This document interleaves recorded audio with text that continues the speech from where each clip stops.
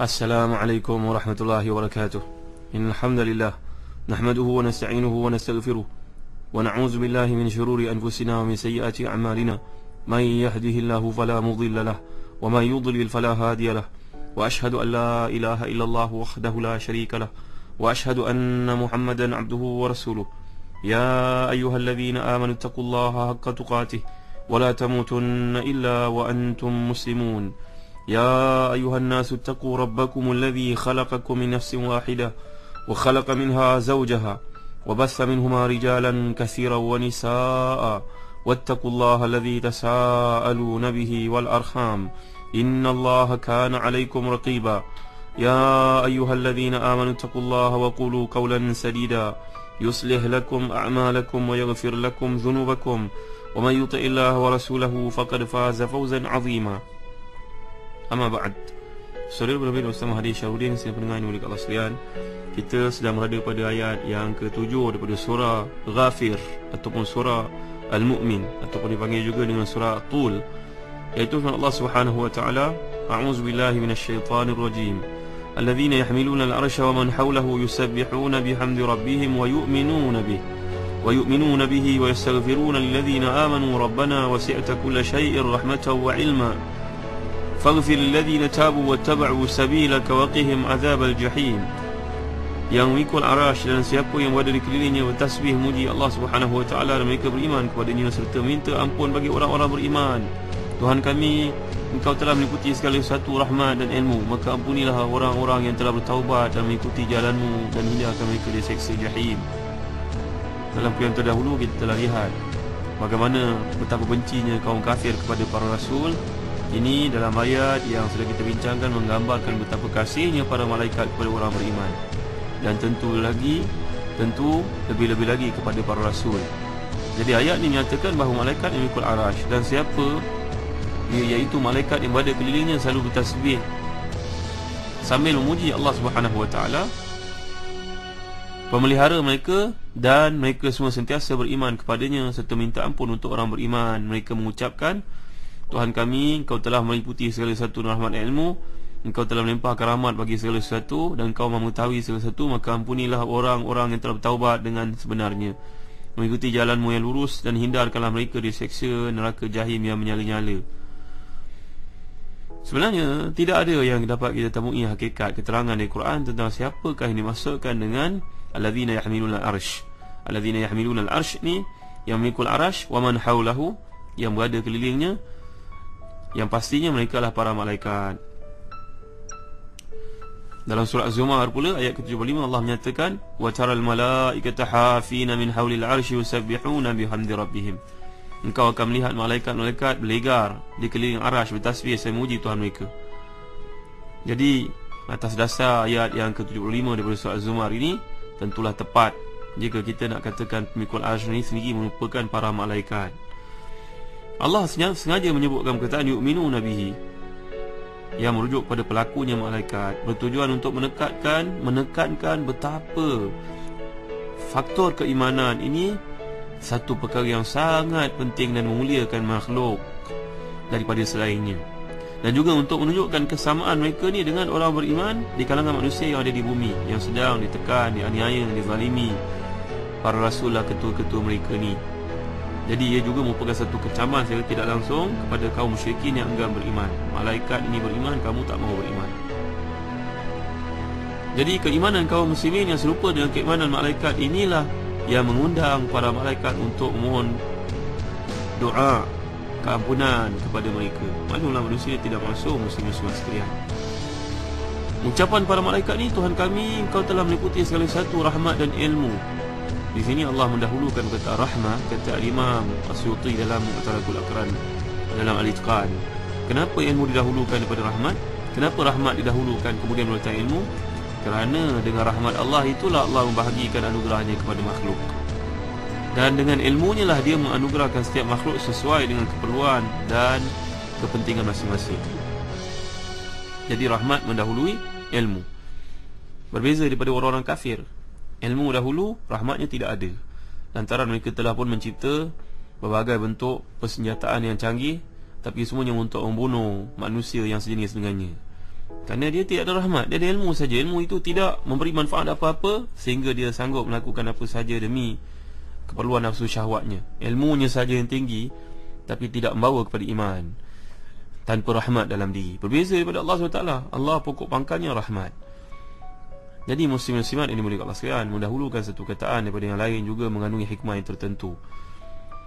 Malaikat ni kalau kita bincangkan panjang lebar, daripada apa malaikat diciptakan? Ternyata daripada hadis yang sahih menunjukkan bahawa Nabi SAW menjelaskan, sebagai contohnya dalam riwayat Al-Bahaqi menerusi kitab Syu'abul Iman, dalam Habaik fi akhbar al-malaikah, bahawa al-habaik fi akhbar al-malaik, dijelaskan bahawa Nabi itu juga ada dalam Sahih Muslim dan juga ada dalam kitab Az-Zuhud wa Raqaiq, bahawa Nabi bersabda, khuliqatil malaikatu min nur wa khuliqal jan min marij min nar wa khuliqa adam mimma wasifa lakum. Malaikat dicipta bercahaya, jin dicipta daripada lidah api, dan Adam diciptakan seperti yang telah diterangkan kepada kamu. Dulu kita dah bincangkan dalam surah Ar-Rahman bagaimana penciptaan manusia ni. Dijelaskan, innallaha tabaraka wa ta'ala khalaqa adam min qabdati qabadaha min jami'il ard faja'a banu adam ala qadri al-ard minhumul ahmar wal abyad wal aswad wa baina dhalika was sahl wal hazn wal khabith wat tayyib. Dalam hadis Tirmizi, begitu juga Abu Daud dan Tirmizi menjelaskannya sebagai hadis sahih, bahawa Allah menciptakan Adam ni dengan segenggam tanah yang diambilnya di permukaan bumi. Maka keturunan Nabi Adam ni terlahirlah dengan sifat-sifat tanah tersebut. Ada yang berwarna merah kulitnya, ada warna putih, ada warna hitam, ada pula yang berwarna antara tanah-tanah tersebut, ada pula yang lembut, ada yang keras, ada yang perangai buruk, dan ada pula perangai baik. Wa baina dhalika wasahlu wal haznu wal khabith wat tayyib. Ini perangai manusia dipengaruhi pada penciptaan yang awal. Muslim-muslimat ini mulia kat Allah sekalian. Kalau kita lihat dalam Quran, Quran tidak menjelaskan terperinci bagaimana ciptaan malaikat, tidak dijelaskan secara terperinci, dan kata lanjut macam ciptaan manusia yang dijelaskan oleh Allah Subhanahu wa taala. Min nutfah, min alaqa, min mudghah, telah kita bincangkan dahulu dalam surah Al-Hajj. Jadi muslim-muslimat ini mulia kat Allah sekalian, ini ciptaan malaikat. Kalau kita lihat, diciptakan malaikat ni daripada nur. Jadi dalam hadis yang lain, wa khuliqatil malaikatu min nur, jelas disebut juga perkataan nur. Ini adalah ciptaan tentang malaikat. Adalah cerita-cerita Israiliyat yang menunjukkan bahawa malaikat ni dicipta daripada cahaya hijab, tapi sebenarnya ini merupakan riwayat-riwayat yang isolated, yang terasing, riwayat-riwayat yang tidak kuat, riwayat-riwayat yang lemah. Bahkan setengah ulama muhadithin mengatakannya sebagai riwayat yang maudhu'. Ini kisah tentang Yahudi Khaybar datang pada Nabi lalu tanya, wahai Abul Qasim. Abul Qasim ni orang Yahudi tidak mahu panggil Nabi dengan nama Muhammad Rasulullah. Dia panggil nama Nabi dengan kunyah Abul Qasim, kerana anak Nabi seorang daripada dia bernama Al-Qasim. Allah telah menciptakan, mereka berkata kepada Nabi Muhammad SAW, Allah telah menciptakan malaikat daripada cahaya hijab, Adam daripada lumpur yang hitam, Iblis daripada lidah api, langit daripada asap, iaitu hujung asap, dan bumi daripada buih. Maka beritahu kepada kami, siapakah sebenarnya Rabbmu? Nabi tidak menjawab. Kemudian datanglah Jibril kepada Nabi dan berkata, wahai Muhammad, katakanlah, dialah Tuhan Allah yang Maha Esa, Allahu Ahad, Allahus Samad, lam yalid wa lam yulad wa lam yakul lahu kufuwan ahad. Lam yalid wa lam yulad wa lam yakul lahu kufuwan ahad. Riwayat ini adalah dikeluarkan oleh Abu Syekh dalam Al-Azama, tetapi para ulama yang sudah muhaqqiqin menganggap bahawa hadis ini merupakan hadis yang sangat lemah dan adalah penilaiannya iaitu Aban bin Abi Iyash. Hadisnya tidak boleh dipakai, kata para ulama muhaqqiqin. Lagi berkaitan dengan malaikat ni menarik juga untuk kita tahu, Al-Quran tidak menjelaskan waktu penciptaan malaikat. Demikian juga dalam hadis yang jelas menunjukkan penciptaannya pada bila waktu.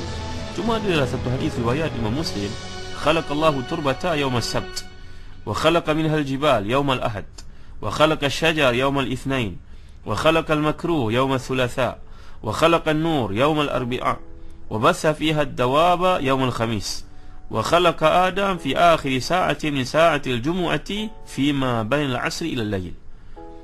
Allah menciptakan bumi pada hari Sabtu, lalu daripadanya dia menciptakan gunung ganang pada hari Ahad. Kemudian Allah menciptakan pepohon, pokok-pokok pada hari Isnin. Kemudian Allah menciptakan keburukan pada hari Selasa. Wa khalaqal makruha yauma as-sulatsa. Allah ciptakan benda yang manusia tidak suka ni pada hari Selasa. Kemudian dia menciptakan nur pada hari Rabu. Nur ni cahaya. Barangkali malaikat yang dimasukkan di sini di atas hadis yang telah kita bentangkan sebelum ini, wa khuliqatil malaikatu min nur. Jadi barangkali dimasukkan dengan hari Rabu ni adalah penciptaan nur, iaitu malaikat. Kemudian dia telah menebarkan binatang di muka bumi pada hari Khamis. Dan Allah menciptakan Nabi Adam pada waktu terakhir hari Jumaat, iaitulah antara waktu asar hingga ke maghrib. Hadis ini tak menjelaskan kepada kita waktu diciptanya malaikat, tapi nur yang diciptakan pada hari Rabu ni mungkin merujuk kepada penciptaan malaikat. Maka mungkin saja mereka diciptakan pada hari Rabu. Allahu a'lam. Menarik untuk kita bincangkan tentang malaikat ni atas kaitan dalam perkara yang telah kita bincangkan. Kadang-kadang orang bertanya pula, apa pula hikmah diciptakan malaikat? Soalan seperti ini tanya oleh orang awam, dan kita tidak boleh marah kepada mereka. Dan mereka bertanya di atas dasar ingin tahu. Muslim-muslimat yang dimuliakan Allah, dalam buku menyelisih alam malaikat ini, antara hikmah diciptakan malaikat ni Allahu a'lam adalah untuk beribadah kepada Allah Subhanahu wa taala. Mereka ni tidak berbeza daripada kita sebagai makhluk yang tujuan penciptaannya adalah untuk beribadah kepada Allah. Kerana buktinya kita telah bincang dalam surah Al-Anbiya yang lalu, qalu takhadzar rahman waladan subhanahu bal ibadu mukramun la yasbiqunahu bil qawli wa hum bi amrihi ya'malun. Ini yang Allah gambarkan. Mereka berkata Allah SWT yang Maha Pura telah mengambil anak. Maha suci Allah. Sebenarnya malaikat-malaikat yang sifatkan sebagai anak itu adalah hamba-hamba yang dimuliakan. Mereka ni tidak pernah mendahului Allah dengan perkataan, dan mereka mengerjakan semua perintah Allah tanpa bantahan. Jumlah malaikat pula, kalau kita perhatikan dalam perbincangan ilmu hadis, Quran tidak menunjukkan dengan jelas, tapi yang pastinya bilangan mereka ni banyak. Kerana Allah gambarkan dalam surah Al-Mudaththir ayat 31, "Wa ma ja'alna ashaban nari illa malaikah, wa ma ja'alna iddatahum illa fitnah." Kami tidak pernah jadikan penjaga neraka tu melainkan dari malaikat. Ramainya manusia akan masuk neraka, kita sudah maklum, masuk syurga kurang daripada masuk neraka lah yang paling banyak. Maknanya ramainya hanya akan dijaga oleh para malaikat. Tentulah perlu pada bilangan yang banyak. Dan kami tidak menjadikan bilangan mereka itu melainkan untuk jadi cubaan. Itu juga kalau kita lihat dalam ayat yang lain, Allah gambarkan, "Wa ma ya'lamu junuda rabbika illahu." Tidak kamu ketahui bilangan tentera Tuhanmu melainkan Dia. Lagi dalam hadis yang sahih riwayat Bukhari dan juga Muslim, pernah kita bincangkan hadis ini dahulu. Farufi'a lil bait al-ma'mur fasa'altu Jibril faqala hadha al-bait al-ma'mur yusalli fihi kulla yawmin 70,000 malak idza kharaju lam ya'udu ilayhi akhir ma 'alayhim. Aku pun naik ke Baitul Ma'mur dalam peristiwa Al-Mi'raj. Kemudian aku bertanya kepada Jibril, dia menjawab, "Ini adalah Baitul Ma'mur wahai Muhammad. Setiap hari terdapat 70,000 malaikat yang masuk ke dalamnya. Jika mereka keluar darinya, maka mereka tidak akan kembali ke dalamnya, kerana tempat tersebut telah dipenuhi oleh malaikat-malaikat baru yang masuk." Jadi maknanya satu hari masuk 70,000, tidak keluar lagi. Begitu juga dalam hadis yang lain, bila Nabi menceritakan tentang rintihan ataupun bunyi langit yang dipijak oleh malaikat yang ada di atasnya. "Inni ara ma la tarawun wa asma' ma la tasma'un. Attatis sama'u wa huqqa laha an ta'it. Ma fiha mawdi'u arba'i asabi' illa wa malakun wadi'un jabhatahu sajidan lillahi ta'ala. Wallahi law ta'lamuna ma a'lam la dhahiktum qalila wa la bakaitum katsira." Semuanya aku dapat melihat apa yang kamu tidak dapat lihat. Semuanya langit itu bergemuruh, merintih, dan memang patut untuknya merintih, kerana tidak ada tempat seluas jari empat jari tangan, melainkan tempat itu terdapat malaikat yang sedang meletakkan keningnya sujud pada Allah SWT. Demi Allah, kalau kamu tahu apa yang aku tahu, tentulah kamu akan tahu sedikit dan lebih banyak menangis. Ini perkataan digunakan Nabi, iaitu atit. Atit ini adalah suara kalau kuda ni dia ada pelana di atas kuda, bergeser-geser bunyi seperti itu, maka macam itulah bunyi yang Nabi dengar. Yang kita tidak dengar, seolah-olah bunyi bergeseran itu bunyi malaikat berada di atas langit, mereka sujud padanya, tidak bangkit sejak daripada diciptakan sebahagian daripadanya. InsyaAllah kita akan lebih lanjut. Perkara ini berkaitan akidah muslim-muslimat sekalian, harus kita faham. kerana ia menarik untuk kita fahami doa para malaikat ni menyertai kita selaku orang beriman. Moga-moga kita termasuk dalam golongan doakan itu. Allahu a'lam wa sallallahu ala sayyidina Muhammad wa ala alihi wa sahbihi wa baraka wa sallam. Walhamdulillahi rabbil alamin. Wa barakallahu fikum. Wassalamu alaikum warahmatullahi wabarakatuh.